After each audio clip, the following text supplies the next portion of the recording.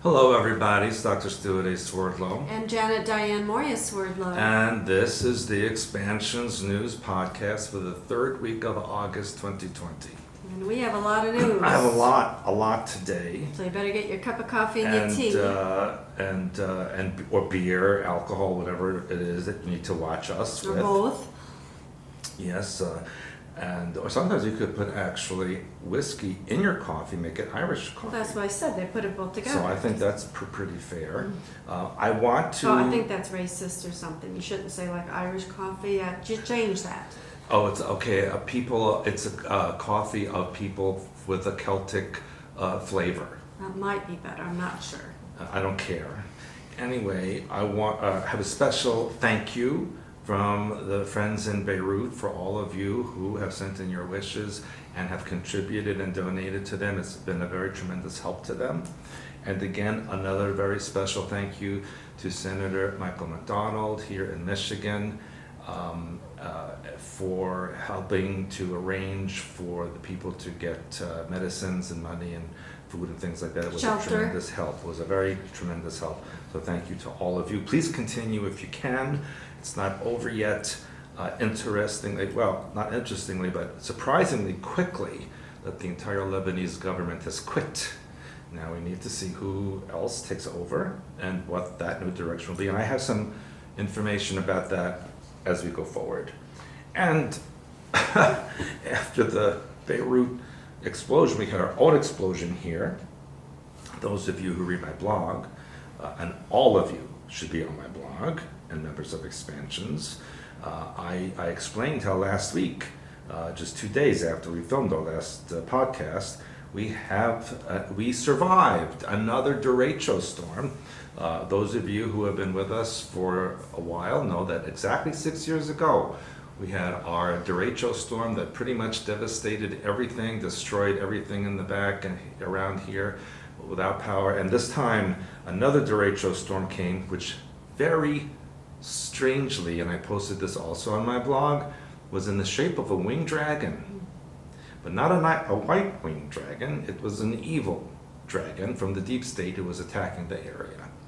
And it destroyed everything from Iowa, Wisconsin, Illinois, Michigan, Indiana, and I think it finally died down a little bit in Ohio. But it would happen very quickly, only very few minutes very and it was quickly, gone. and hurricane force winds. Like 100 miles per hour. And very scary. It was pitch black in the afternoon. It was like all of a sudden it was like pitch black, worse than nighttime. And very heavy winds and so on. Luckily, fortunately, of course we do our prayers and we do my Kabbalah work, my Zohar work, and guess what? We had no trees down, just a few leaves scattered here and there, but we had no power, no internet, no phones, and that fortunately only lasted 24 hours. But we do have a generator, and that did kick in. But no internet. No internet, although we did connect to satellite, which you showed me how to do, because you're always hooked up to a satellite, aren't you? And so that was a very big help. Anyway, that's our past news. The big news, one of the big news of the week is Senator Kamala Harris. I don't even like saying her name. Kamal, in Arabic, Gamal means, and in Hebrew, Gamal means camel. So Kamala means a female camel. Well, maybe she has a big hump on her back, I don't know. I could say something, but I won't. I know, good. That's what I was thinking. I'm surprised that's what you said. Although I will say something about that. Anyway, Senator Harris, was officially announced as Joe Biden's running mate this past week, even though over the years she has switched her stances on many issues throughout her public life. For example, she was an original co-sponsor of the Medicare for All bill introduced by communist moron Senator Bernie Sanders, whose real name is Gutman, from Vermont, which would have outlawed private health care. Imagine, eliminating private health care. And Harris defended the move to outlaw them, but a year later, she released a health care plan that included private insurance. I wonder if private insurance paid her money to her campaign, or maybe her private bank account. Which upset, of course, what's his name? Sanders, Colonel Sanders. Gutman. Yeah, Gutman, who should be gutted. And even Biden was upset with her. And when she was San Francisco District Attorney in 2010, she opposed a ballot proposition that would have legalized marijuana in California because they're not screwed up enough in California. They needed to legalize marijuana. And the Capital Weekly magazine called it a flawed public policy.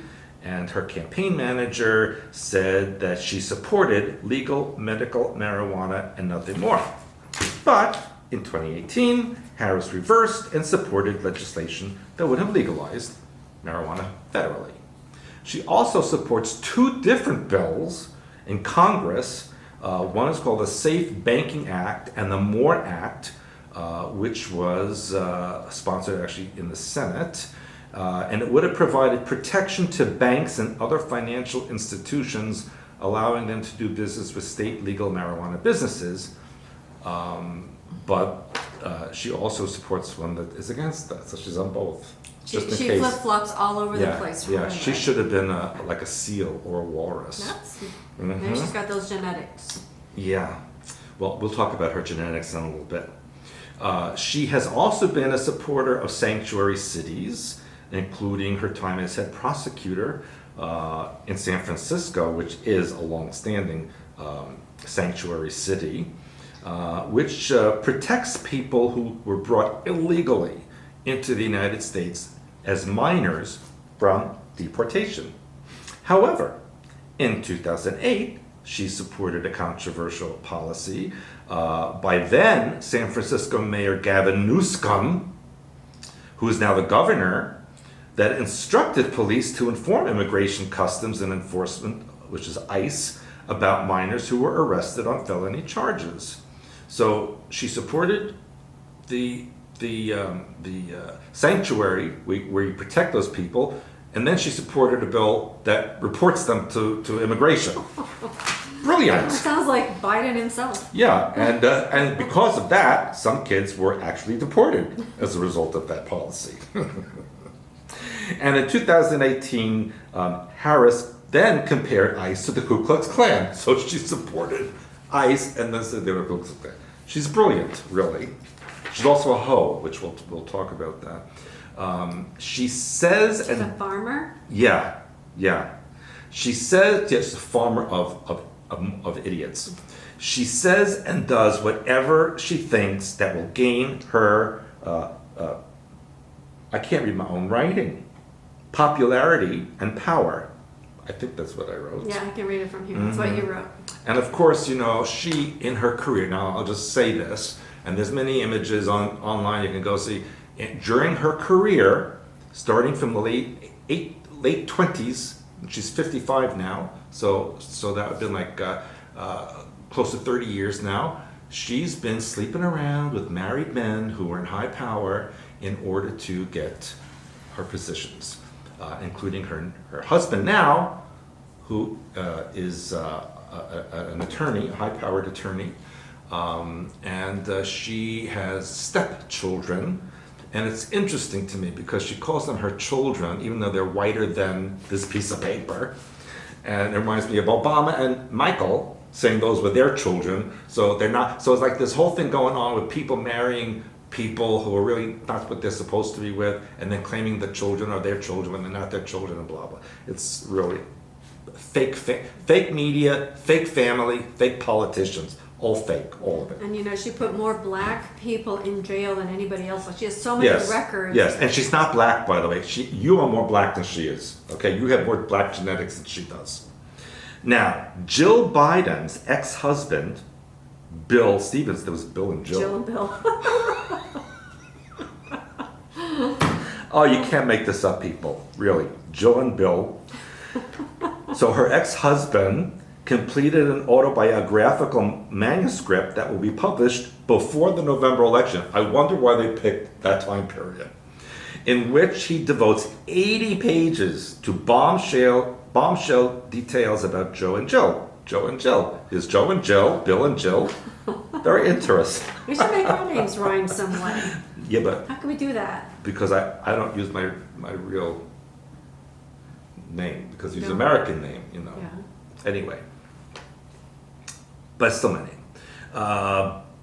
The National File, which is I guess a magazine, has learned that Joe and Jill, Joe Biden and Jill Stevenson, Which is now Joe Jill Biden. Biden. I don't know. We should not. Maybe she was bitten by Biden. My mouth is not working Or today. smelled by him. My mouth doesn't work. After you smack me so many times in the head today, it's like my mouth won't work. Well, it's a good thing they have the beard. It hides the bruises. Well, thank gosh, yes. So the book claims that Joe and Jill began their romance in Delaware earlier than they have publicly stated, while Jill was still married to Bill Stevenson, and that their affair led to the breakup of the marriage. The affair between Joe Biden, he says, and my ex-wife Jill started in 1974 when we were still married, not in 1975, as the Biden official story claims. So they changed the dates to make it look like he was Surprise, surprise. just an innocent person. Bill Stevenson exclusively tells the magazine that he donated money to the Biden 1972 campaign. That's how they met. A millionaire businessman who donated car defibrillators to the New York Police Department. What is it? It's like a car defibrillator. Is that like if a car has a heart attack, it brings it back to life? Kind of. I think you plug it into the car. Or is that for the police to help people who had heart attacks and they keep it in their car? It's very confusing. Yeah, but I think But I think it's for cars that had heart attacks. it's and a bring it back to portable life. defibrillator. So now Stevenson wants to get the truth out about Joe Biden's stunning past misdeeds. Well, that's a whole book. I was going to say, like, no surprise here. So Bill Stevenson blows the whistle on a bribery scheme in which Joe's brother Frank Biden took $3,000 from Stevenson ahead of Biden's first Senate race to hand to the boss of the Teamsters Union to ensure that copies of the Wilmington News Journal, which endorsed Biden's Republican opponent, Caleb Boggs, were delivered 3 days late, after the polls had already closed. And shortly after the election, Joe Biden's first wife, Nelia, died in a car crash. No. That's a little interesting. That happens a lot to these people. Yes. Their wives die. So his wife died, his son died. Interesting. Joe Biden has claimed as recently as 2007 that the truck driver in the crash, quote, drank his lunch, but the late driver, Curtis Dunn's daughter, disputed that her father was drunk and successfully asked Biden to apologize to her personally for the false claim, which he did, which means he lied.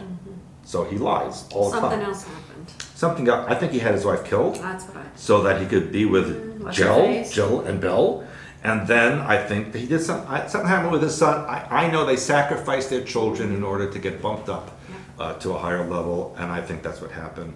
And isn't it interesting that I think it was last night, Obama said privately to one of his friends who released it to the news, that's a nice friend, he said that Joe Biden always F things up.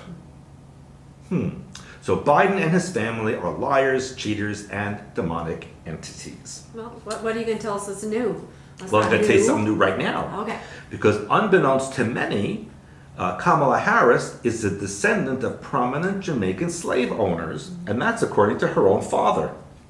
According to the professor's own account, he, his paternal grandmother, and by extension his daughter, are all descended from Jamaican plantation owner and Brownstown founder Hamilton Brown, who's white.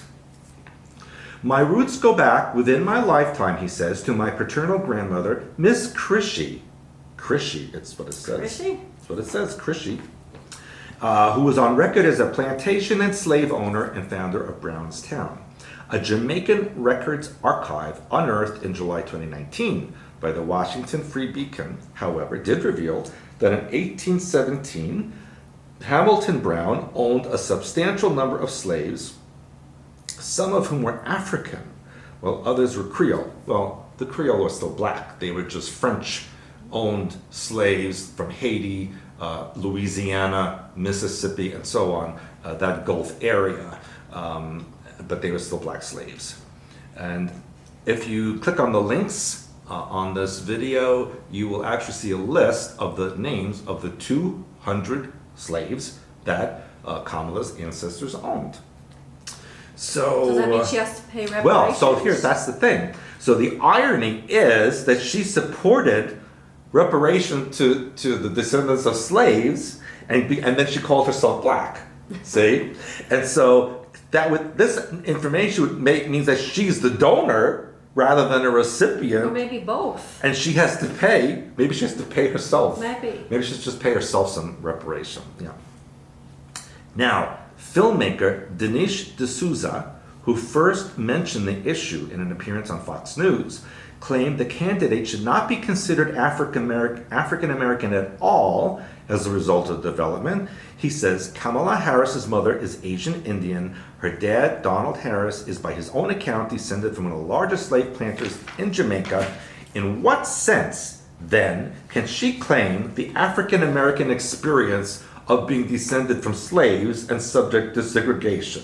But not only that, but she was made the news for being the first American Indian. Yeah, she's senator. claimed everything. Yeah, so she Yeah. changes her race and so, identity. Yeah, and so now her new husband is Jewish, so maybe she's Jewish too. So she's a Jewish, Indian, Jamaican, African. black, white, blah, blah, blah. She's everything in Crazy. the world. Right, whatever she wants to be.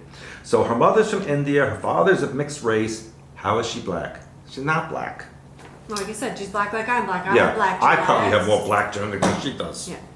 Anyway, we're going to continue on with her because there's a lot going on with her. So, investigative journalist and author Peter Schweitzer, here's the thing, they call him presumptive Democratic vice presidential candidate. Because she's not official yet. Because the thing is, he has not been selected officially, so how can he pick a VP candidate when he's not even Well, selected? that's what he's going around with. That doesn't make sense to me. See, and she, according to this, the Kamala Harris deeply mishandled cases involving child sexual abuse during her time as San Francisco District Attorney. It said in 2004, Harris's predecessor, Democrat Terrence Hallinan, left her with hundreds of pages of internal Catholic Church documents that included the names of 40 accused clergy.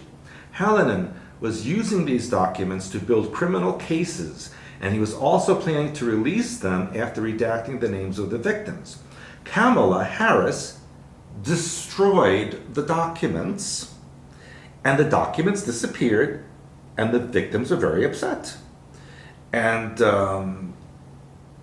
apparently the church, she was connected and financed by church hierarchy who did not want the documents to come out. So they paid her off. So she's also a hoe in the church.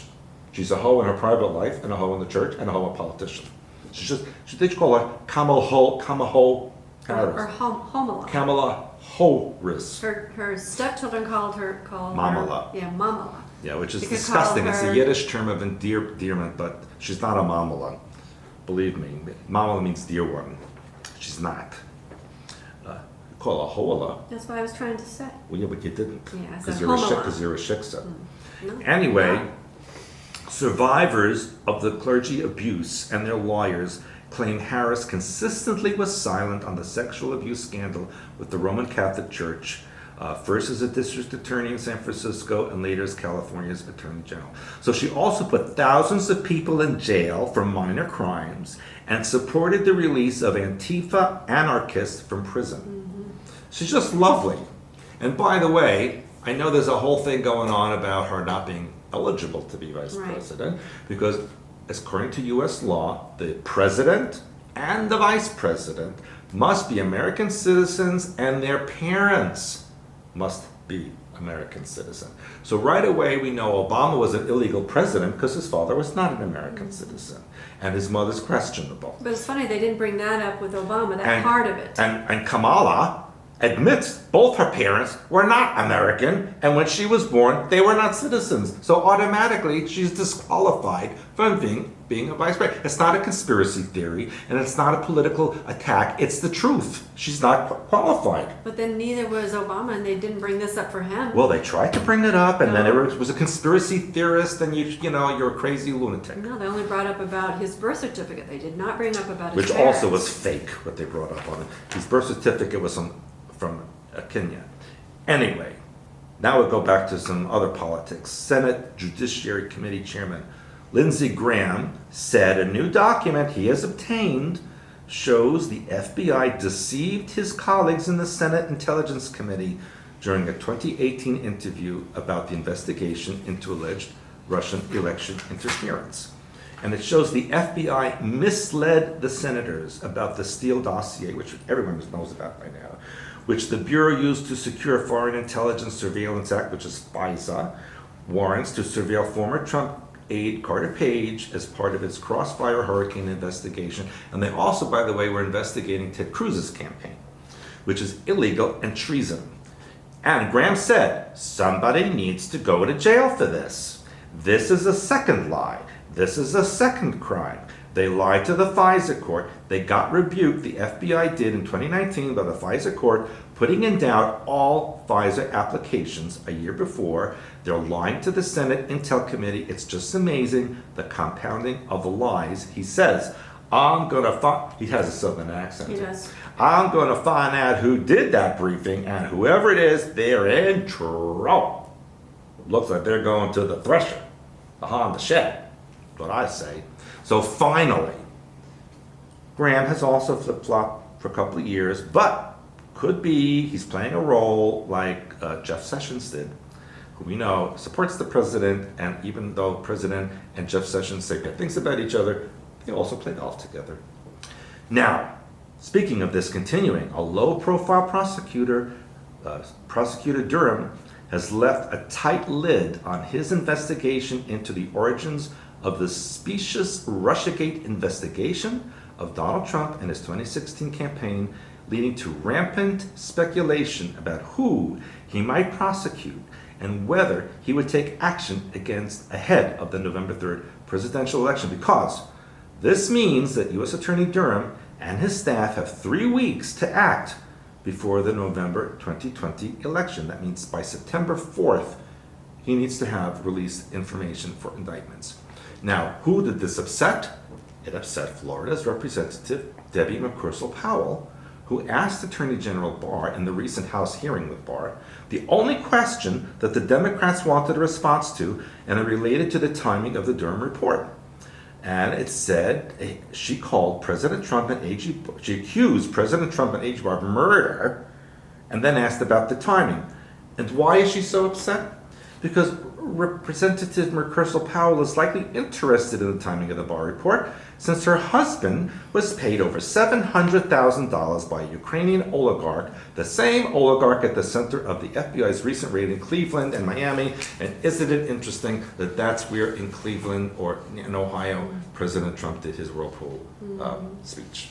And also where the FBI raided all those places. And in a very important update to this story, former FBI lawyer Kevin Klein-Smith will plead guilty to making a false statement in the first criminal case arising from U.S. Attorney John Durham's review in the investigation into links between Russia and the 2016 Trump campaign. And Klein-Smith was referred for potential prosecution by the Justice Department's Inspector General's office, which conducted its own review of the Russia investigation. And what did this Klein-Smith do? He altered an email about former Trump campaign advisor Carter Page to say he was not a source for other government agents. So he basically, changed emails and important information. Not evidence. And when asked about what Barr is doing, Trump said, I hope he's doing a great job, and I hope they're not going to be politically correct. Obama knew everything. Vice President Biden, as dumb as he may be, knew everything, and everybody else knew. And he said, and former FBI Director James Comey, and former CIA Director John Brennan, and former Director of National Intelligence James Clapper, I love that name. Why would you have a name? I got a Clapper. They were all terrible and they lied to Congress. And here's the funny thing. The Democrats have voiced concern that the probe is being used for political purpose. Yes, it's called treason that you Democrats committed. So yes, it's about political purposes. Perhaps they will all be publicly exposed and legally indicted very soon. And of course, not to leave out the most important idiot of all, House Intelligence Committee Chairman Adam Schiff, again, Isn't changed. that an oxymoron? Yeah, change. He's a moron. Yeah, but it's change the intelligence. F's to a T, not Schiff, but change the F to a T. He said in a recent podcast that Barr may be using the power of the Justice Department through Durham or others to go after the president's enemies. Yes, that's their freaking job, So to that's protect the supposed- president, you stupid, shifty moron. Maybe it's supposed to be House With a Moron. pencil neck. House Moron Committee. Seriously, how could he be walking around in public? He should be underground someplace. Well, he probably was underground, eating children. People, the silent majority needs to vote in November for Trump, because if Biden wins, God forbid, you might as well start speaking Mandarin, because that's what the United States will become a province of China. I guarantee that. And then Kamala would say that she's also Chinese, that she's part Chinese after that. She might be from her Indonesian Yeah, side. I'm sure she would. Yeah. So the United States, according to William Barr, General Attorney William Barr, he said the United States is grappling with a new form of urban guerrilla warfare driven by the left's lust for power. He told Life, Liberty, and Living this past weekend. Who told? Who General said? Barr. He was talking about Black Lives Matter, and told Mark Levin that the organization, which has been characterized by the media as a fed-up activist group, is really comprised of Bolsheviks with a focus on some form of socialism and communism. They are a revolutionary group that is interested in some form of socialism and communism. They are essentially Bolsheviks. Their tactics are fascistic.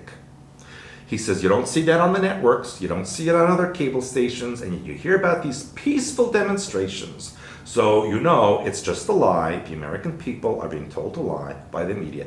Absolutely. We are in the midst of a revolution. Look at Cuba, look at North Korea, look at Venezuela, look at China. Do you want to live in that kind of country? Because if you vote Democrat, you are going to live in that kind of country. In fact, worse. Just gets me rolling. Now, of course, my family were Bolsheviks. My family created the Bolsheviks. You know that? You know that? And you married me anyway. So who's the dope, huh? Anyway, so I know about communism. I know what the communists want to do. It's not a good thing. Trust me, people, it's not good. Anyway, back to my other home, my home in Russia. Guess what? In a historic announcement, Russian President Vladimir Putin, this past August 11th, said the country's Gamaleya Research Institute had completed the trials and registrations of the world's first vaccine against the coronavirus. What did Bill Gates say about that? He was not happy. She was not happy. By the way, I looked at a picture of, how you say, picture of Gates recently, and that you could see like it's an aging face, but it's like an old lady face. It's not a man's face. It's like if I took away, I would think that's a woman. Well, we've been saying that. I mean, it's very obvious. We've been saying that. So here are the rules of the vaccine. The vaccine will effectively protect a person from the coronavirus for up to 2 years after injection. I thought it'd be permanent. Such a prolonged period of protection is possible due to the vaccine being based on viral vectors.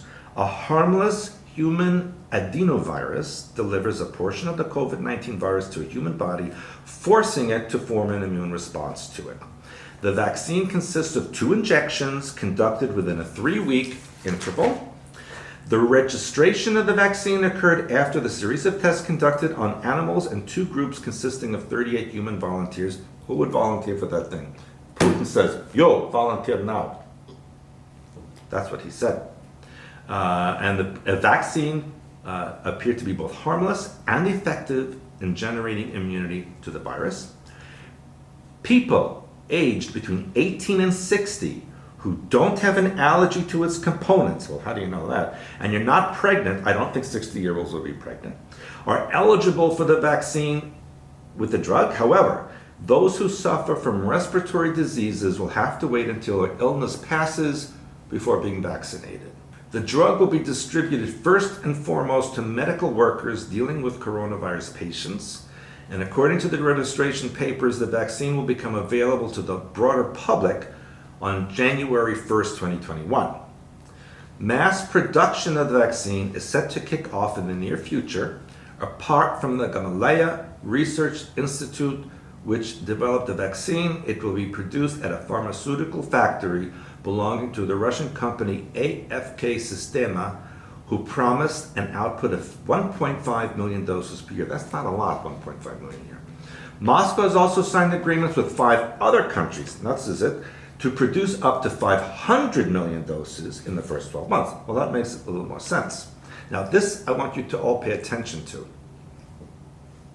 The vaccine was registered as GAM, G-A-M, COVID, VAC, V-A-C, but will be distributed under the name Sputnik 5. I was a little boy, I used to watch the Sputnik. The drug's official website explains that the original Sputnik, the first Soviet satellite, it was not only satellite, it was all the Sputnik spacecraft. They had cosmonauts. I remember watching. Well, that's why it's number 5. I remember They have watching, 1, and 2, they also 3, put 4. monkeys and dogs. It was very cute. No, it's not cute because they Is it? died. It's not No, cute. they came back No, alive. they Yeah, died. no. They died. You telling me? I was Yes, there. They died. The drug's official website explains that the original Sputnik, the first of it, triggered global space research. And now the Russian COVID-19 vaccine will create a so-called Sputnik effect. That sounds like a potato, a spud. It's not Sputnik Spud. effect for the rest of the world fighting. Now, could this be a reference to the alien AI signal? Could it be? That makes sense. Could it be? That makes sense. I think so. And here's what else I think. What? I'm going to tell you. Does it do with the potatoes? No. Perhaps. Remember Trump says all this, very soon there'll be a vaccine, very soon, blah, blah, blah. I think perhaps Trump was working secretly with Putin to undermine Fauci, Gates, CDC, and the WHO That makes sense. to get this vaccine out and give them a finger. And by October, Israel will also have a vaccine. So he's working with Israel and Russia, India. Is it that they have that? So by CDC, by Gates, by everybody. No, and that's why he went outside the U.S. because if he did in U.S., it would be stopped or sabotaged. So brilliant, President Trump. Speaking of brilliant, also with my family in Sweden. Sweden, the whole world made fun of them for refusing to lock down, and they had the schools open and nobody wore face masks.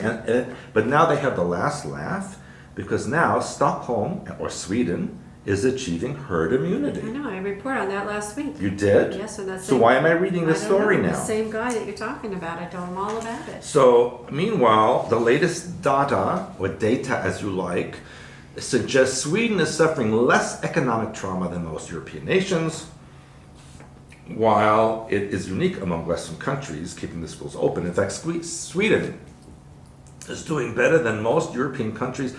And who else? Another one from my family, Belarus. They never closed. Know what he told everybody? He said, go to the beach and drink vodka. That's what he said. I reported on that. But the thing is then they tried to bribe him to close his country down, and he wouldn't. No, because nobody's going to tell someone from Belarus what to do. That's Nobody. And no one's going to tell any Slavic person, any Eastern European what to do. No. That's right. Good for them. That's right. You know what they say in Polish. That's what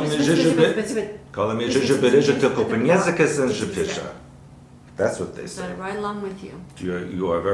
You are anti-Slavic communist. That's what I'm you are. microaggressing. You are microaggressing me. You hit me in the mouth. You did all kinds of things. Should I tell them you broke my wine glass? What did you do? You knock a picture off, my favorite picture off the wall this morning. What's up with that? You know, in the Soviet Union, you'd be thrown out in the street. Anyway, speaking of communists, more communists. The 7 top leaders of the Chinese Communist Party, known as the CCP. Russia was the CCCP, This is just CCP. We missed one seat. We cannot afford other seat. Anyway, they have not appeared in Chinese media since the beginning of August.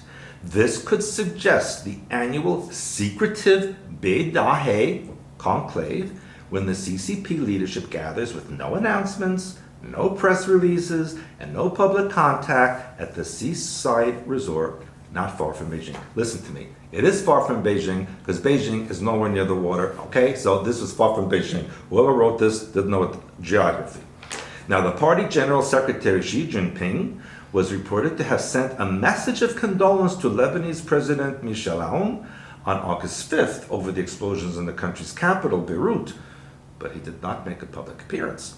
And in this conclave, in this meeting, there are experts in science, medicine, and technology who have been invited to Beidahe for summer vacation for a couple of days.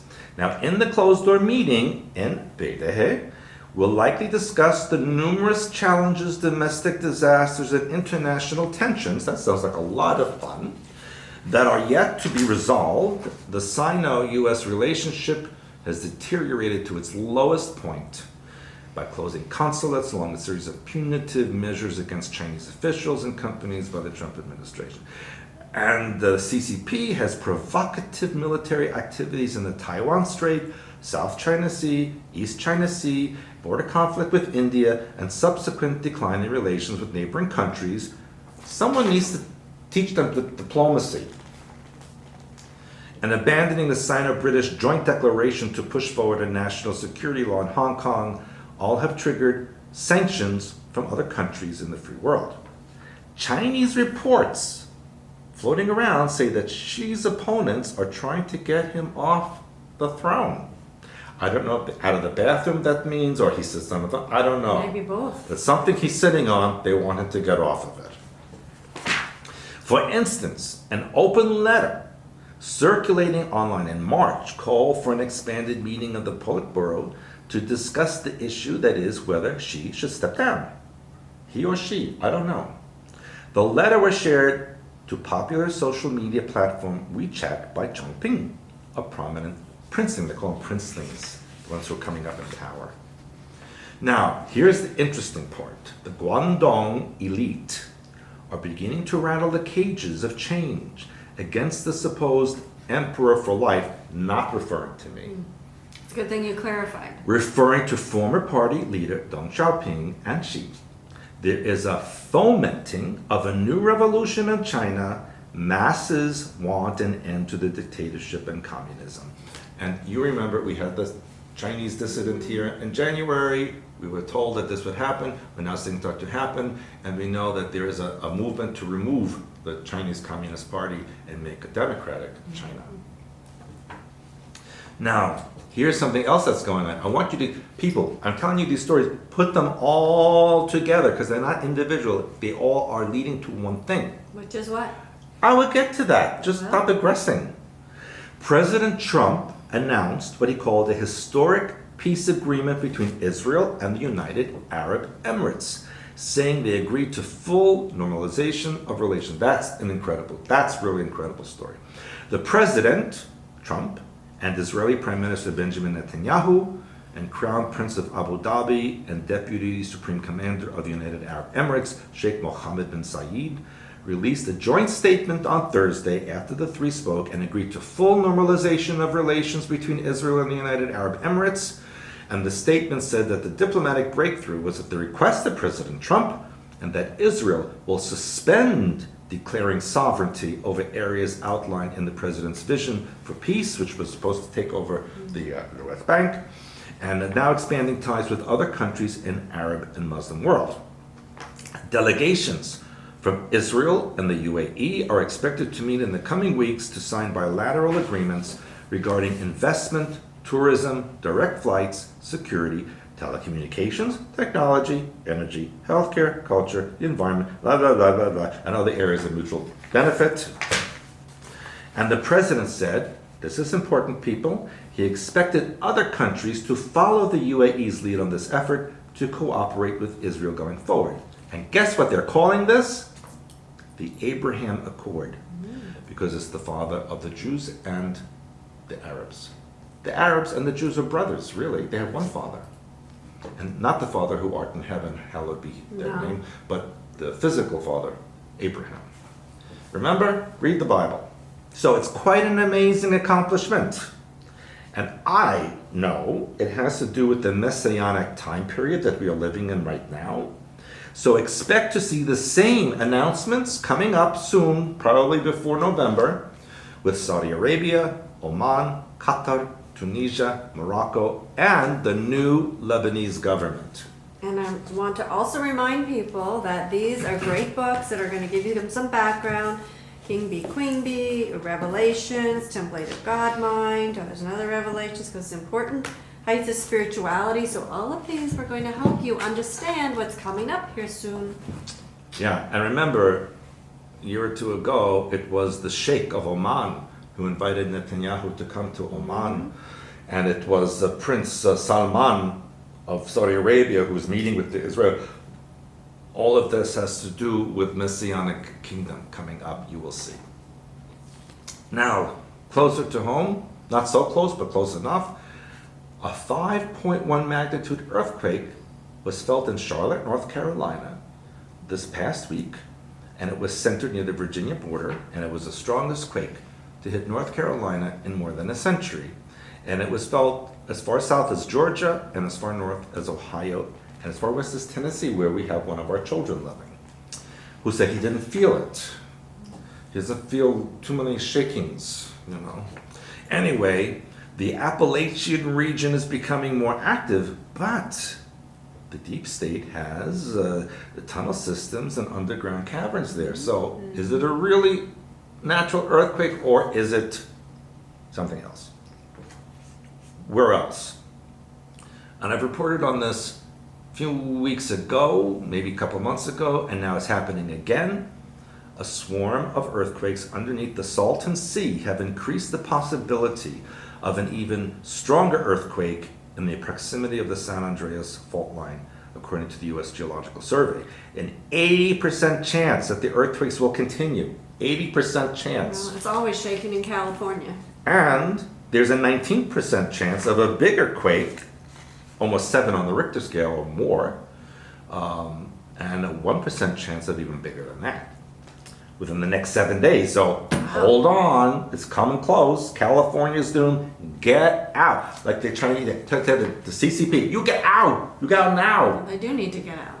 Don't sell your house because your house is worthless in California. It's worth 0. Just get out. No one wants to live there anymore. Now, a little further south, vast areas of Brazil are suffering a historic cold August. And the temperatures are negative since June 29th with no end in sight. That's significant for tropical Brazil, even though it's wintertime there. And the coldest has been seen in the southern municipality of Bom Jardim da Serra. It's one of the coldest areas of Brazil, which is still tropical. But this is in where they call it. It's hitting records. Yes, well, now this is funny. They're calling it a Brazil nut freezing. Now, I could take that 2 different ways.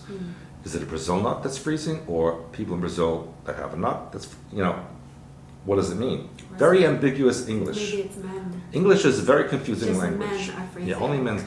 So they have 8, for example, last week, the temperature was 8.8 Celsius or 16 Fahrenheit. That's pretty cold. That's cold. Even for here.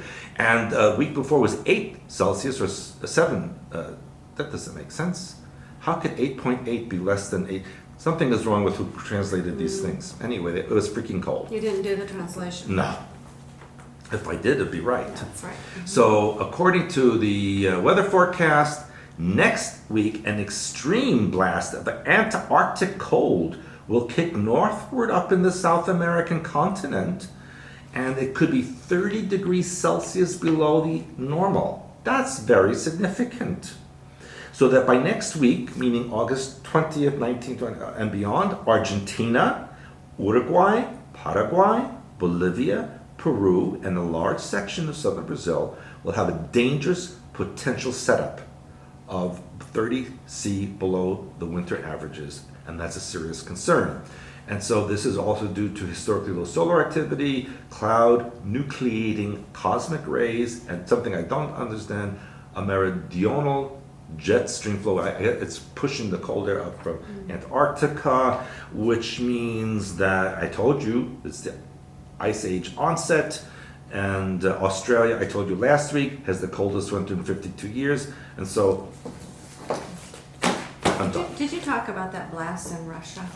I don't think we did last year. There's or always a last week. blast in Russia. There was a blast in Russia. I There's remember blasting all over the world now. Yeah, everywhere. Everywhere. I just wanted to comment on the historic accord that's in the Middle East because, believe it or not, Congresswoman Rashida Tlaib slammed the historic Of course peace she agreement. did. Anything that's peaceful is no good for her. That's right, because she supports the anti-Israel BDS boycott, divestment, and sanctions movement. And She needs to be divested. And she continues to spread lies about the Jewish state, and she's unhappy with the progress.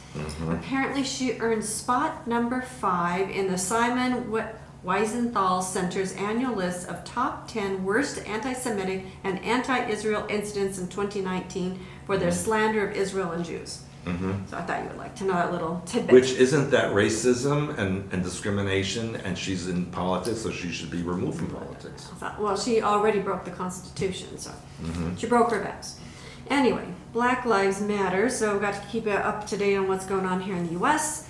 Minneapolis tells residents with riot-wrecked buildings that they cannot clean them up until they pay their 2020 property taxes in full. And they've already paid the first half, so the average second half of their businesses in Minneapolis is $25,000, which they can't pay because their businesses are Yeah, they destroyed. have no. I wouldn't give Minneapolis a half a cent. They don't deserve it. I'm surprised they even want to clean up there. However, since the story originally broke, the city of Minneapolis reversed because they know people don't have money to pay the They tax. should all leave Minneapolis. And trucking companies are now starting to refuse to travel to cities that defund the police Good. because who's going to protect them? Good. So one of the co-owners of JKC Trucking said our first priority is to support our drivers and their safety on the road because they carry expensive cargo, sometimes for days at a time, and the truck drivers don't have a place to go other than in their truck. And they said there's violence everywhere and there's no police to protect them. So you know what, people in Minnesota? You're not going to get your food. You're not going to get things you ordered. You're going to get nothing. Well, not only that, but I don't know if you saw, there was a black woman, I don't know if she's Antifa or something else, saying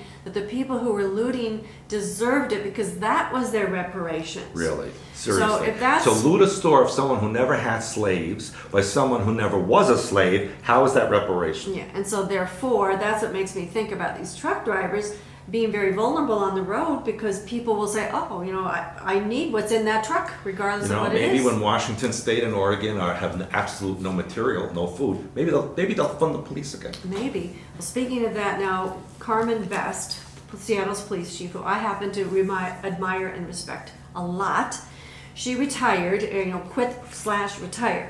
Now, council member Kashama Sawant released a statement about Chief Best's service because the majority of the statements about Chief Best were very complimentary. However, Sawant said that Best has not carried out any significant reforms of the department, nor has she held any of her officers responsible for ongoing police violence.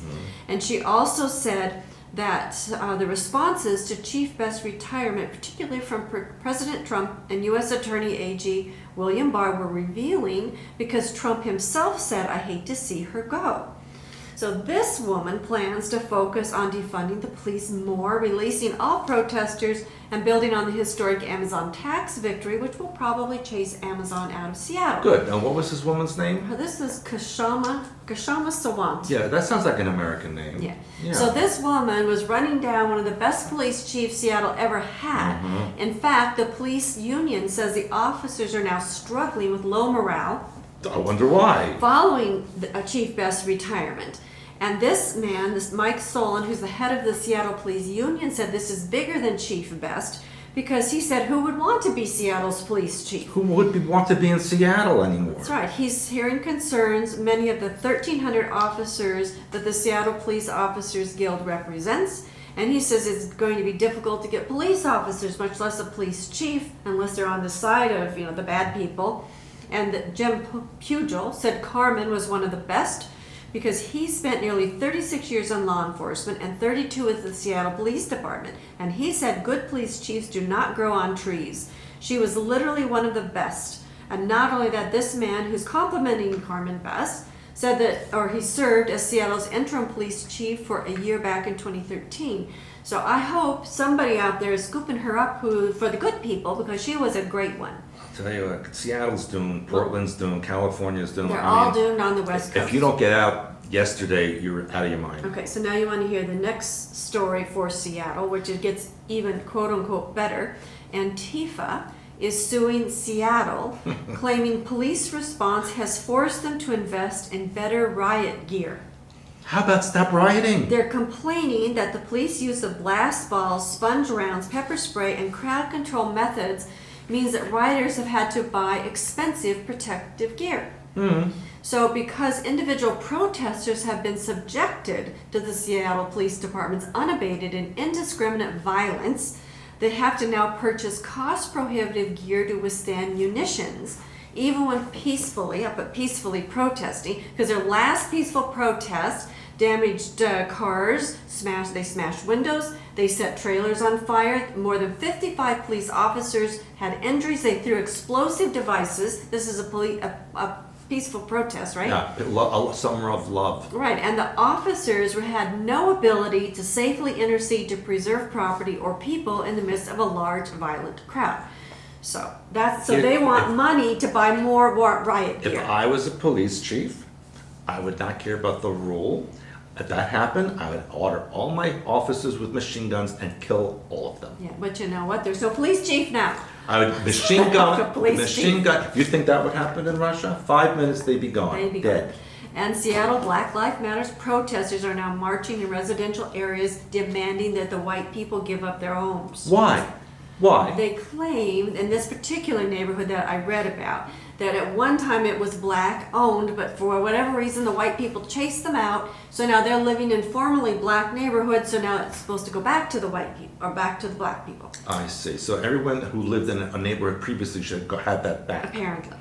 So. Even though they didn't take care of it and they trashed it. And it was never and there they to were start with. paid money for the houses that they had. Yeah. They should just give back. Yeah. And in schools in Vermont, the Mill River Unified Union School District in Vermont has directed that every principal fly the Black Lives Matter and the LGBT pride flags on their district campuses on the same flagpole as the state of Vermont flag and the U.S. flag. What happened to Vermont? It used to be such a lovely, peaceful state. Beautiful mountains, nice people. What happened to it? And I know. Bernie Goodman Sanders. Art Peterson, who's a Republican running for the state house, says, "I'm disappointed that one person can come in, make such a request, and the board does it." He says the flags have political meanings, and when you introduce politics into schools, these symbols, where does it stop? The first step is you raise the flag, and the next step is to pledge allegiance to the flag, right? And now here's another good one for you. This is a professor of math education said that if you want to demonstrate objectivity and neutrality in mathematics, that it is both racist and patriarchal to use the phrase 2 + 2 = 4. Wait, it's racist to say 2 + 2? And patriarchal, apparently. Why? Lori Rubel of Brooklyn College said the idea that math is culturally neutral or in any way objective is a myth. And it all reeks of white supremacist patriarchy. So wait, so 2 + 2 is not 4? Well, I guess if you say it's 4, then you're saying it. You're a white So male. what's supremacist. numerical value does it add up to? Apparently, she made headlines a few years back with an academic paper that was actually published in the Journal of Urban Mathematics Education, saying that rewards based on hard work are a tool of whiteness that oppresses minorities. So I'll translate. She's stupid and can't achieve anything, so she wants to be awarded for her stupidity. I'd say you're right, yes. That's what it seems like to me. Yes, I agree. Now, NASA is also going to start examining its use of unofficial terminology for cosmic objects as part of its commitment to diversity, equity, and inclusion. Isn't this stupid?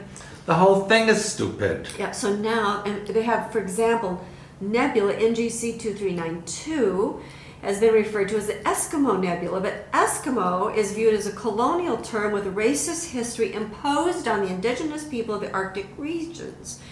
And you can no longer use the term Siamese Twins galaxy to refer to NGC 4567 and NGC 4568, which are spiral galaxies. I think in they should Virgo ask the galaxy people in cluster. those galaxies what they prefer. And the issue is now they're going to be they're paying experts in diversity, inclusion, and equity to help them figure this out. So there's so much horrible, disgusting things going on in the world, and this is what they want to spend money on. Yeah, and there's so much money. This is what, why fund Do you such things? understand why this planet is the Syria of the galaxy? Do you understand why? Yeah, and now. In fact, Syria is already better. In fact, Syria is more quiet and more peaceful than here. And speaking of demonic activity, the Satanic Temple, now they call themselves TST, it reminds me of TNT, like dynamite. The Satanic Temple has announced it's raffling a free abortion to promote the organization's religious abortion ritual.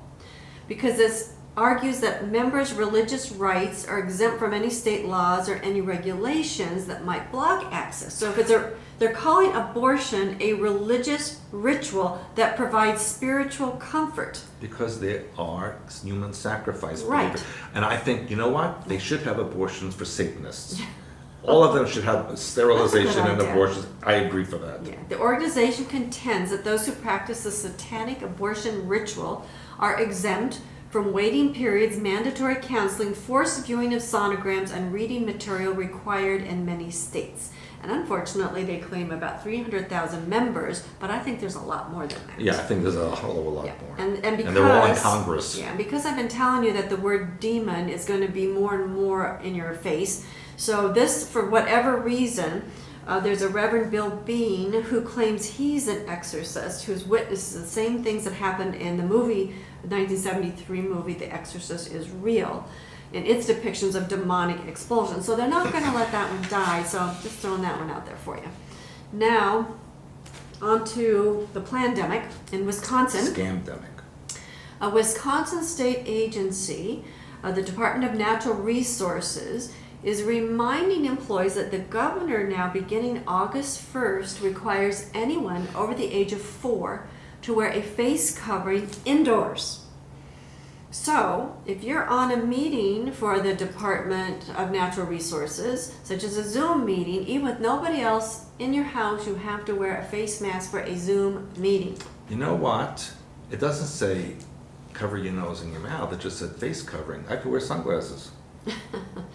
We'll see. But anyway, it's ridiculous. And then Metro Nashville at-large council member Sharon Hurt said there should be stronger legislation for those not wearing masks and suggests they be charged with murder or attempted murder.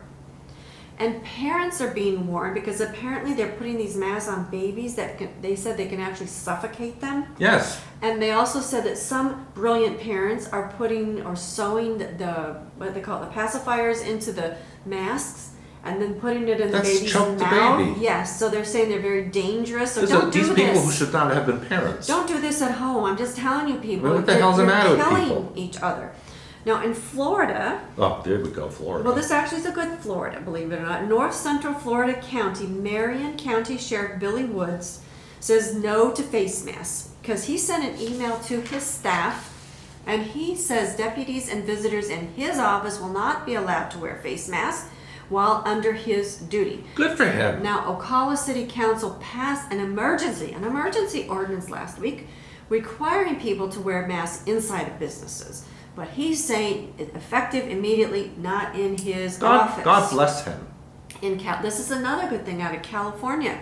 Pastor John MacArthur from the Grace Community Church in Los Angeles actually hosted up to 70,000 worshipers at his church without masks, without social distancing, and in California you can only have 100 people or 25% of the building's capacity. So this brave pastor has called this restriction burdensome and claims California officials have targeted churches, and he actually Yes. filed a lawsuit Good. against Governor Newsom Brilliant and people, other finally. officials. So I'm good for him Good for for doing him. that, and good for the people for going to church. You know what? They should just go to church, call it a peaceful Antifa protest, and don't worry That's about kind it. of what Trump said at Mar-a-Lago. Did you see that? no. He had people for something, for a press conference, and some of his guests came. Oh, and yeah. He No, said this is a piece of product. We don't need masks. Yeah. Brilliant. Yeah. So, and this, I'm going to read you. This is some information which I found very fascinating from one of our expansions members. So it's posted on one of my blogs in this last week. So those of you who are not a member, and you should be, expansions.com, get your membership. This man is a former Navy diver. And he said he studied and applied the importance of breath, the best breath for the right situation. I was recently kicked out of the YMCA for refusing to wear a mask while working out. I explained that metabolism of oxygen is necessary for the extremities to do work, and the process is interfered by the mask. Of course, they didn't care. It was probably over his head. They probably don't understand anything. Yeah, when I said I have the right to breathe, I was told to either obey their rules or they will declare me a trespasser on private property and call the police. I would say call police. So I said, what about the I Can't Breathe protest, which the staff supported, that asserted George Floyd's right to breathe? Doesn't that mean we all have the right to breathe? So he said, once again, he was asked to leave. Then he goes on to say, before this pandemic, I'd seen people wear masks in MMA gyms to increase their anaerobic capacity. It was sort of a fad that went away after people started contracting bacterial lung infections and noticing they really couldn't train or fight better by doing this. Now I train on my own. I avoid gyms. Will probably never join one again. I order my equipment online. I run and I breathe exactly as I need to and as I have a right to. My breath is a sacred gift from God given to me at birth. I even told the YMCA they were practicing eugenics, of course, to no avail. They don't even know what that means, probably. What's a Eugene? Yeah, he said, and he goes on to say, I had to wear a mask 40 hours a week while working in an IBM clean room for 3 years. And I saw how it negatively affected everyone's health and energy levels. We were told never show up for work if we caught a cold or flu because the mask would protect us from cold or flu. It doesn't. Which he already knew. Then he goes on to say, and this is also important psychologically, my coworkers and I had less and less empathy for each other because we couldn't see each other's faces. Right, that's the whole point. And it reminded me of my military experience in which it was common knowledge that killing at a distance was easier because up close, if you see the face of those you kill, you will feel inner conflict. So they're having you cover your face so you're less human, you don't connect with each other, That's you the get point. sick. It's a ritual. It's a ritual, like we've told you many times. Now, believe it or not, surprise, the coronavirus, according to one doctor, is a poor man's virus because they're claiming all the billionaires down in Silicon Valley and all over are continuing on with their life while the Right. stupid people wearing Right, the masks exactly. are suffering. Just like they want you to wear a mask when you go into a restaurant, but when you sit down at the table, you could take it off. Well, no, because we just read a restaurant. But that was one restaurant. Oh yeah, but there must be others. They said you cannot remove your mask Until until your food Yeah. arrives. So that means the coronavirus is waiting at the door Yeah. and at your table, but as soon as the food, it runs away from the food so you can eat. Good. And then as soon as you finish, it comes back and you put your mask on. Excellent scientific. What brilliant they must be brilliant Listen, little creatures. I'm telling you, that's excellent scientific knowledge you just Yeah, gave them. and then they say stay 6 feet apart, but then it says, but the virus can jump 13 feet. So what the F wood is the 6 feet apart? And you can only have 4 people at your table at this particular restaurant. Because the that I read about. coronavirus is afraid. Yeah, if there's more than. If there's more than that, they're Yeah. afraid. Yeah. Yeah. So, stupid rules. So, Silicon Valley and all the rich people, they're laughing at all you little guys out there. Now, I'm laughing at all the stupid people out there. How stupid do you believe this? Bill de Blasio, one of your favorite No, that's people, not his New name. York. His name is Wilhelm. Werner Wilhelm Jr. Werner, yeah. So anyway, he's moved 13,000, isn't that a wonderful number? 13,000 homeless people into hotels across the city to stop the COVID outbreaks in the shelters. But of course, So I there's put them in the hotels yeah, instead. so there's a crime spree going on now. You think? And all these previously wealthy areas, and it's costing the city $2 million a night. Do you remember what happened at the end of the World War II in Italy when the Italians went into Mussolini's mansion, dragged him out, hung him upside down, and killed him? Just a hint for you in New York City. Yeah, well, anyway, my feeling is, they're looking for all these guinea pigs, so they're taking all the homeless people, they're putting them in a place where they can keep track of them. And you know what? They're never going to be missed, so they can take them, they can experiment on them, they can do all kinds of horrible, inhumane things to these homeless people. No one will ever know. There's a reason they're going into these hotels. Seriously. 13,000 And you out know of what? them. When I used to visit New York a couple of years ago, and I remember I said, I think there's homeless people in these hotels. They were doing it back then. They were like Yes. getting ready. They knew this was coming. They were getting ready. I And I agree. stayed in nice hotels and there were homeless people in there. Yeah. So they're planning bad things for these homeless people. I'm sorry. I Now, paid a lot of money, and they got paid. The state paid them to be. well, because they were guinea pigs. You paid because you weren't a guinea pig.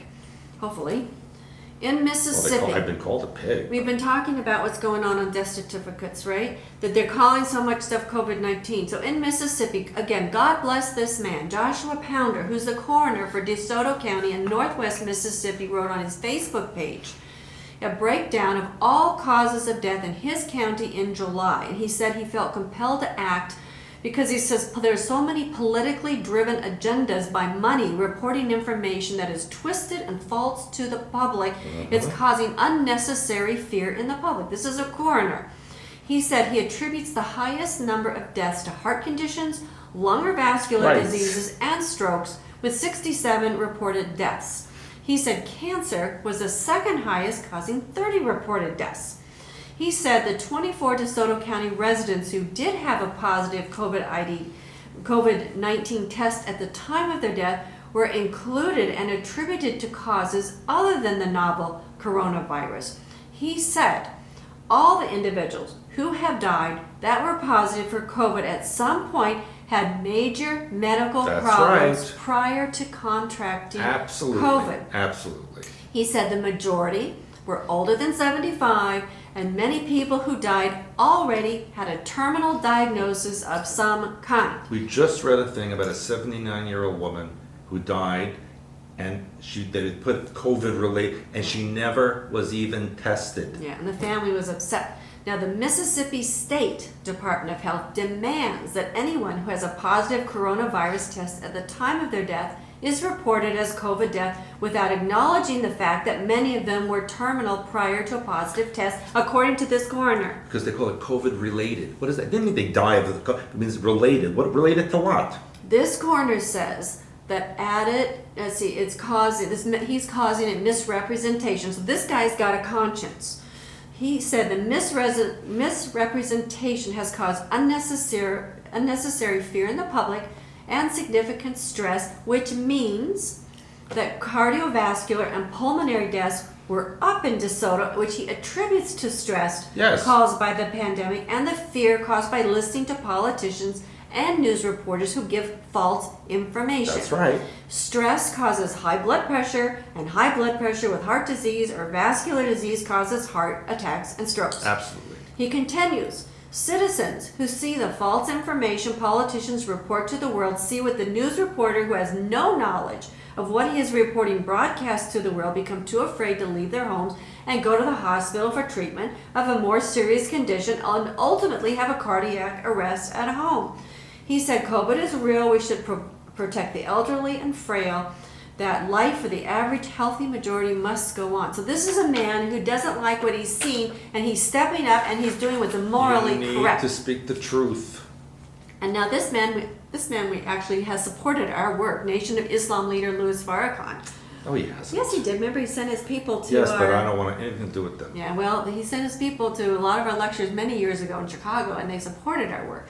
Nation of Islam leader Louis Farrakhan accused Dr. Anthony Fauci and Bill Gates of trying to depopulate the earth through the development of vaccines aimed at ending the coronavirus pandemic. And he said, I say to my brothers and sisters in Africa, if they come up with a vaccine, be careful. Don't let them vaccinate you with their history of treachery through vaccines and through medication. Do not take their medication. Dr. Fauci, Bill Gates, and Melinda, you want to depopulate the earth. What the hell gave you that right? Who are you to sit down with your billions to talk about who can live and who should die? That's why your world is coming to an end quickly, because you have sentenced billions to death. But God is now sentencing you to the death that you are sentencing to others. I thought this That's was the very only good. true thing he's ever said. Well, he supported our work way back when. Well, that was a long time ago, Yes. and before he became a Looney Tune. Yeah, but I'm just saying. So anyway, Stand Up Africa. And in New Zealand is now going to put all new COVID infectees and their family members in quarantine facilities. That's lovely.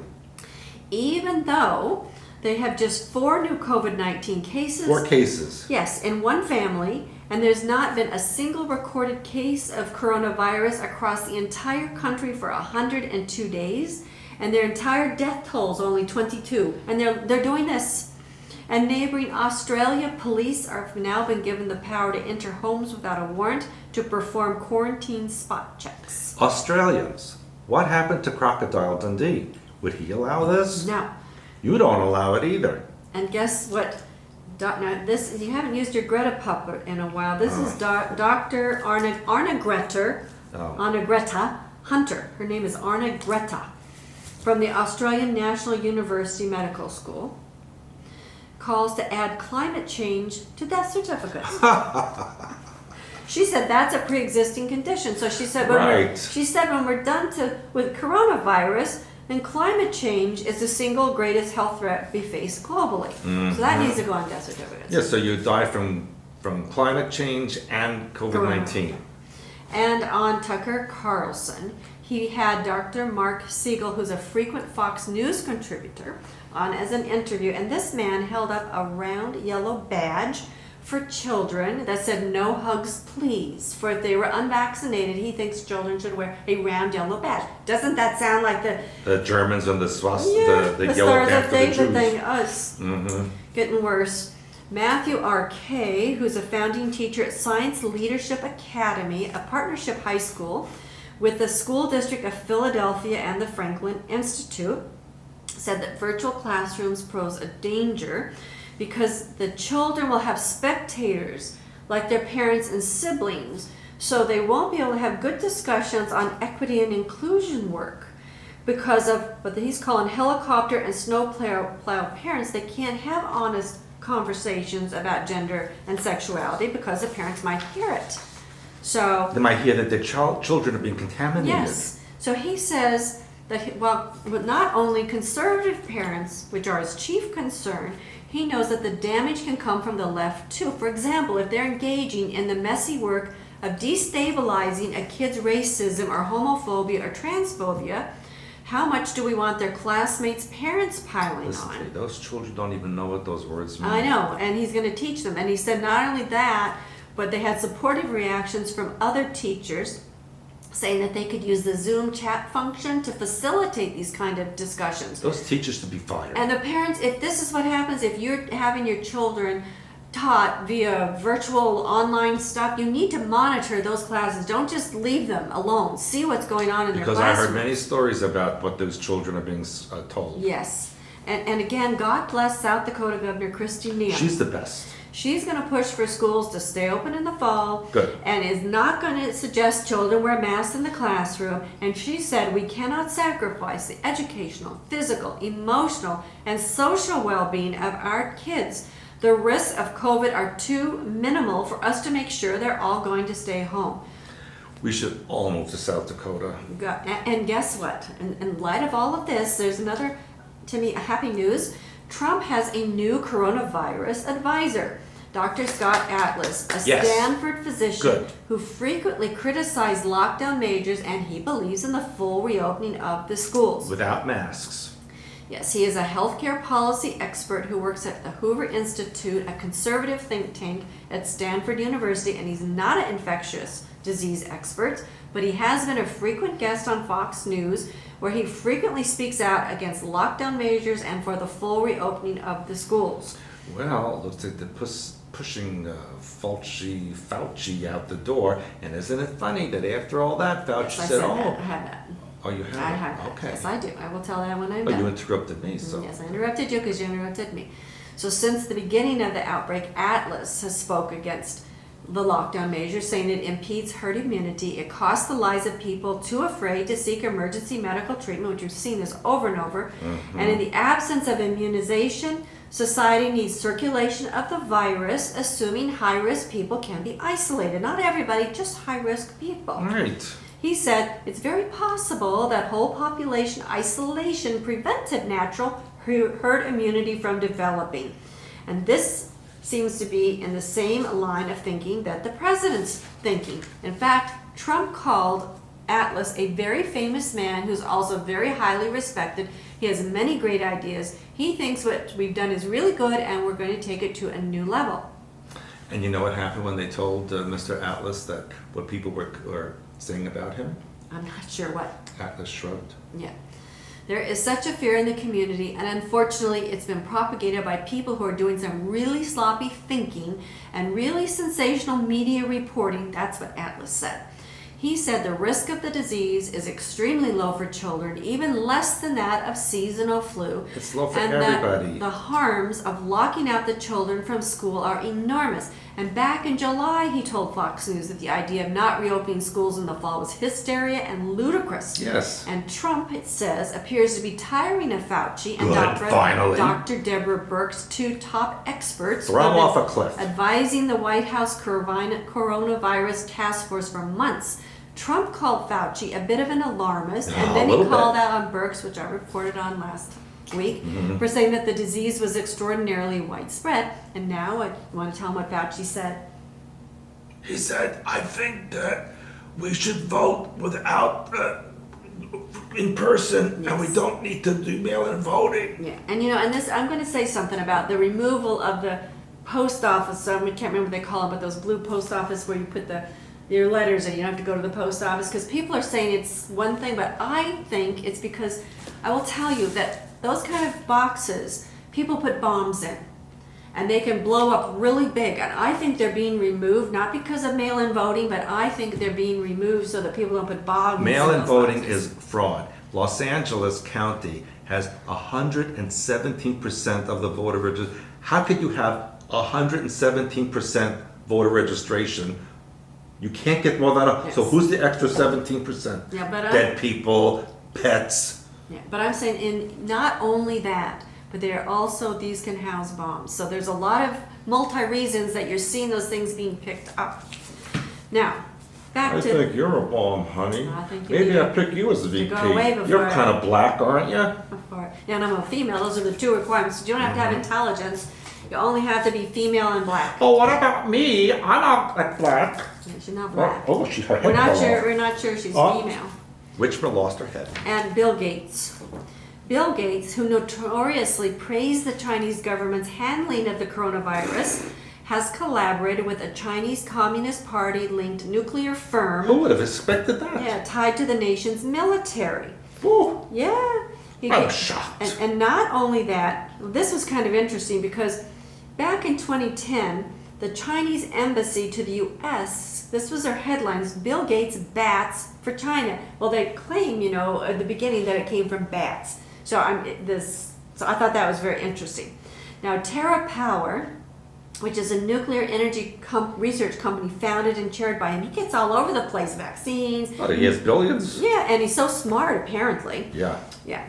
That he works with China National Nuclear Corporation, a state-owned enterprise involved in the development of China's nuclear energy programs, both civilian and military. However, Trump's administration policies ended the plan between Gates and the Chinese Communist Party-controlled firm. Good.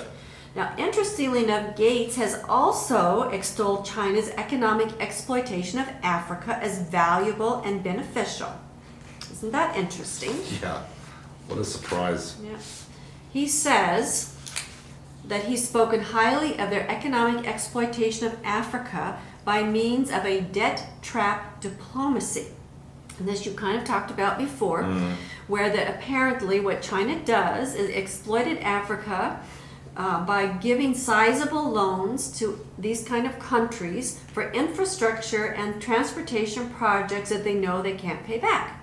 So then once countries, mostly in Africa, default, then the Chinese come in with requisitions the projects, amassing additional political and economic power.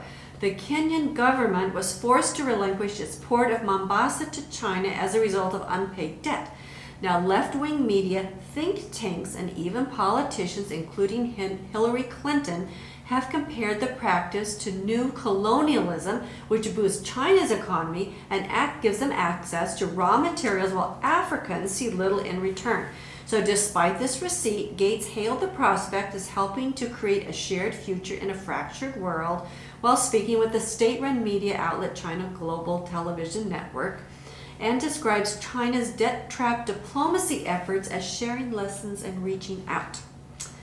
And Brendan Daly, former communications director for Nancy Pelosi and a political appointee of the Obama administration, is a registered foreign agent who provided the Chinese Communist Party's premier state-run media outlet, China Central Television Network, with strategic counsel as it expanded into the United States.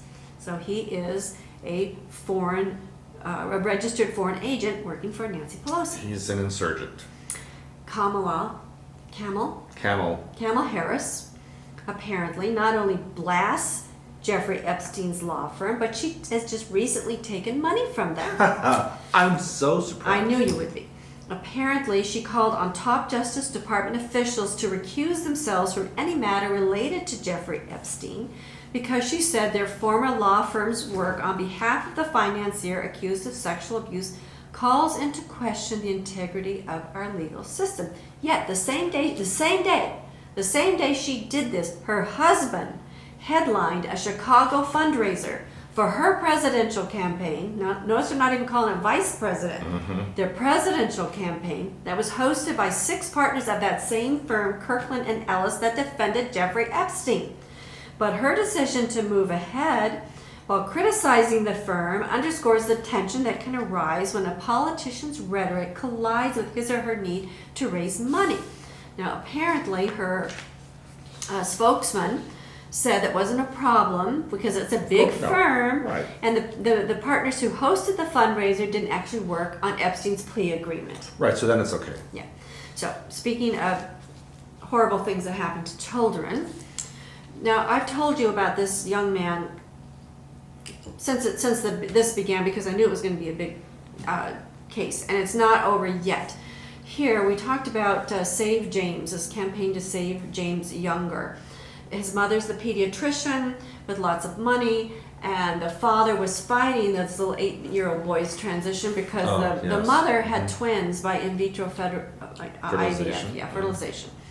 So the last we heard, the judge gave equal say to the mother and the father, so the little boy did not have to go through this surgery and this transition process. Well, now a Texas judge, believe it or not, Judge Mary Brown, ruled that the mother may now enroll the 8-year-old in a school as a girl named Luna and subject him to therapy and medical procedures to affirm what the mother believes is his female gender identity. I'm telling you, that boy's gonna grow up and kill his mother. Oh, it's terrible.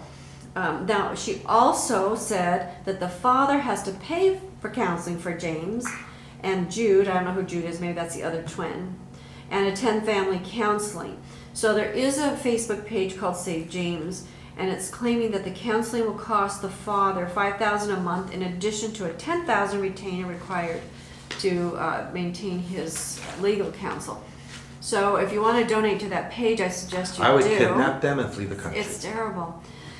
It's just terrible. So they said, of course, the father says that James never showed any signs of identifying as a girl.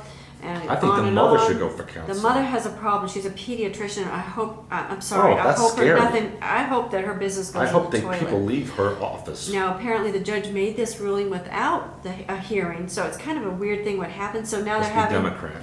a special hearing in September to review the current orders. Where was this? This is in Texas, which surprises me. So please help to save James if you can. Texas has a special way of dealing with those kind of It's terrible. people. And at also University of Texas at Austin, a professor, Tom Hubbard, wrote about pederasty. I don't know how do you say that? Do you know pederasty? Pederasty. Pederasty was a prominent social phenomena in numerous ancient cultures where men and boys had sexual relationships. This is a professor, University of Texas at Austin. Don't send your children there. He wrote that contemporary American legislation premised on children's incapacity to consent to sexual relations stems from outmoded gender constructions and ideological preoccupations of the late Victorian and progressive era. Now, he thinks it should not be illegal for people to have sexual relationships with children. Of course, he's being paid by taxpayer money. And he said that because there's so many fatherless children, that he thinks it would help these fatherless boys if they had sex with men. That's what he says. What? Yes. Are you kidding me? So apparently there is a group, well, listen. That's because he does that. He has no conviction. So therefore the University of Texas at Austin is actually defending him. What? But he gave an assignment to his students to write a paper about lowering the age of consent and lowering the punishment for sexually assaulting a child under the age of 6. Ah, So the students actually came up with a platform. They want to get him fired. Good. And they can't. good. So there's more, but you can I read wouldn't it go to for his yourself. classes. I'd spit on him when I saw him. And here's more Epstein's. Legal age of consent must be lowered to 14 is what Epstein's lawyer Alan Dershowitz says. Now, he represented Epstein in 2008, and he said that voluntary sex is so common in their age group that if a 16-year-old can have an abortion, she can choose to have sex. And he actually wrote a book in the 90s called Statutory Rape is an Outdated Concept. And he wants to lower the age of consent to 14, according to his book. That's better than France wanted 13. That's terrible. And Obamagate. Okay, Obamagate. 165 pages of records surface exposing cash for fetal tissue scandal. Apparently, under Obama, the FDA paid out almost $100,000 as part of efforts to obtain from a controversial vendor tissue from fetuses aborted in the first and second trimester for research into humanized mice. Now, the program continued into the Trump administration, but it was terminated because they're saying it was illegal. And Judicial Watch President Tom Fitton said the documents showed that ethically fraught nature of the programs are a horror show. The records show that FDA was trafficking in human fetal parts. Incredibly, there continues to be a push to reopen these monstrous experiments thanks to a series of contracts that began under former President Barack Obama and used taxpayer money. And continuing with Obamagate, the chairman of the Senate Homeland Security Committee subpoenaed FBI Director Christopher Wray, demanding he release all documents related to Crossfire Hurricane, which is the Obama administration's probe of now debunked Trump-Russia collusion. The FBI has to provide these by August 20th, so it'll be interesting to see what happens. And all records provided are made available to the Inspector General of the U.S. Department of Justice for review. Now, the DOJ Inspector General Michael Horowitz concluded the FBI committed at least 17 significant errors or omissions in its applications to obtain warrants to spy on the Trump campaign. And of course, this was all funded by the Hillary Clinton campaign. Again, a shock. Now, this was an interesting story that appeared briefly on the news and disappeared, that an Air Force helicopter was forced to make an emergency landing at a Virginia airport after someone shot at it last week, injuring a member of the crew. The UH-1N Huey helicopter is assigned to the 1st Helicopter Squadron at Joint Base Andrews. It was only 1,000 feet off the ground, 10 miles northwest of Manassas Regional Airport when the incident occurred. The injured crew was treated at a hospital and released, and it said the initial findings are that the helicopter was struck by a bullet, resulting in minor injury and damage to the aircraft. Now, Joint Base Andrews is home to Air Force helicopters and fighter squadrons and presidential aircraft Air Force One. And of course, they're saying no further details. It's an ongoing investigation, and it's been dropped from the news. I haven't seen anything more. Trump refuses to answer questions about QAnon, but he was asked. So President Trump declined to answer whether he believes in the QAnon conspiracy theory, and he defended his recent decision to endorse a Republican congressional candidate in Georgia. And then, now this article is obviously anti-Q and anti-Trump, so I'm just going to tell you as it says, with a history of promoting QAnon theories and making racist and anti-Semitic remarks, which they're not. They don't do that. No, it's she. They say that she does, but it's not. And I'll tell you what she said later, which they're calling racist and anti-Semitic, which is not. So he was asked about his endorsement of Georgia House candidate Marjorie Taylor Greene. He praised her, said she did well, and I congratulate her. And then it goes on to say he didn't answer the question, but he has retweeted messages from supporters who advertise in their bios that they ascribe to QAnon theories, their Q signs and Q t-shirts that have been spotted at several Trump rallies and events. And in 2019, the White House invited a QAnon supporter to an event described by the White House as a social media summit. Now, Greene, the candidate, has repeated and promoted QAnon theories and phrases, praising the mythical Q as a patriot in a video from 2017, and describing the conspiracy theory as something worth listening to and paying attention to. Now this gets interesting. She has a history of Islamophobia, and because she said there's an Islamic invasion into our government offices, It's true. which is true. It's true. And anti-Semitic comments because she called the progressive billionaire activist George Soros, who is Jewish, a Nazi. He's not Jewish. He's as Jewish as Hitler was. And there's an activist group called Adbusters who apparently sponsored Occupy Wall Street protests 9 years ago, are now calling for a White House siege beginning on September 17. They said that this is an advertising, we're inspiring a global movement of systemic change, a global spring, a cultural heave towards a new world order. This was in their advertisement for the White House siege. They want to begin September 17th, which I guess marks the anniversary of the Occupy Wall Street thing.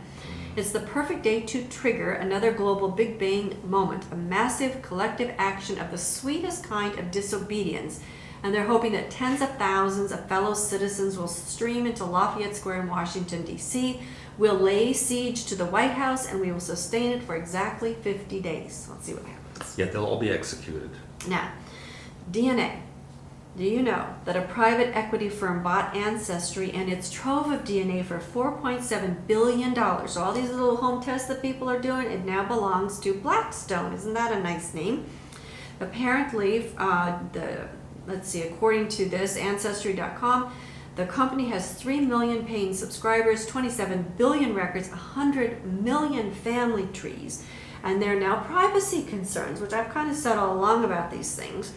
And Jen King, the director of consumer privacy at the Center for Internet and Society, said consumers should ask themselves whether it is worth it to hand over their genetic code to a consumer testing company, since the data they're providing is not just about themselves, but also about the people they're genetically related to. In fact, they've caught criminals because of this. Ultimately, there's no specific protections for the data.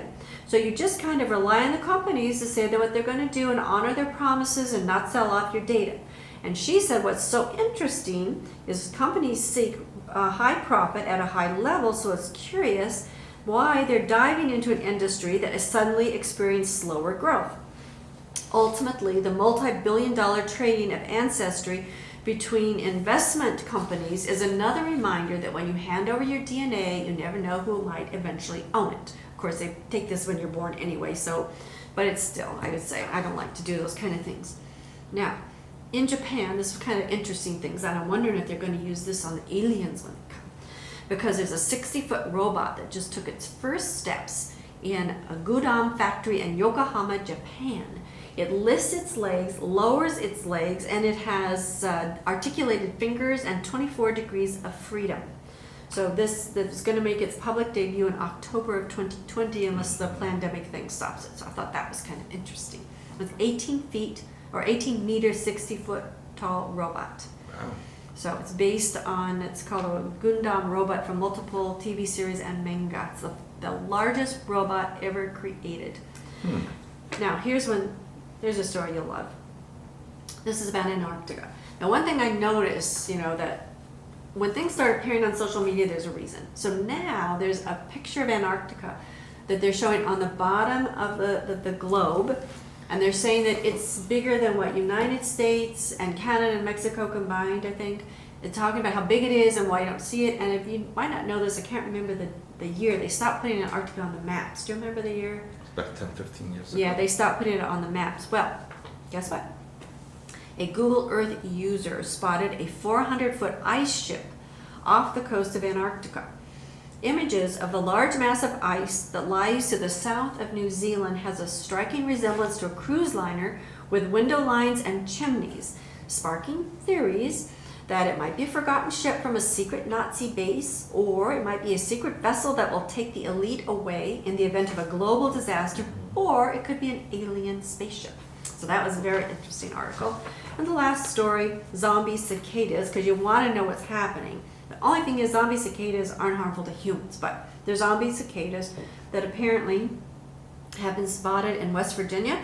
They're infected with a parasitic psychedelic fungus called Massoporia. So apparently this is a chemical that is found in hallucinogenic mushrooms that can mess with the minds of the cicadas, and their bodies are eaten from the inside out. Sounds like a lot of fun. Maybe they're friends with the murder hornets. Maybe so. Anyway, interesting stuff going on in the Well, world. that's about time you got done. Well, I'm gonna drink some water. You know that it's not water in there. What can I say? Anyway, let's just quickly wrap up because Yeah. we've been a long time. So we have new webinar ideas. We will let you know about that We're in the working next on it. couple of weeks. The space conference is August 31st to September 1st for me. I'll be meeting with a lot of people there, including the new Prime Minister of Canada, who you don't know about yet. And please, the Global Night Symposium 2020, October 30th to November 1st, in Sterling Heights, Michigan. It will be open. Everything will be okay. Register now and be there. Of course, we talked about all the new books. Well, but yes and no. Okay, Montauk, you want to know about history. This is Stuart's autobiography, which actually puts me in there as well. True World History, and this is one of our classics. It's one of our best sellers. If you haven't read it, you need to. Galactic History. It's amazing. We have our series on Say No to Mind Control. So, say no to mind control. You got lots here to help you so you don't get harmed by what's going on in the world. And of course, our health and healing books. These are our newest ones. If you don't have these for your library, these are companions. They go together. You're missing out if you buy one and not the other. You need both of these in order to help do what these were intended to do, as well as our other healing books. Now, I have a lot of new ideas for expansions that we will be developing into 2021. They have to do with the Hebrew thing, Templars. I have a special connection now to Africa, where we'll be doing a lot of business with Africa in a special way. I'll be announcing it.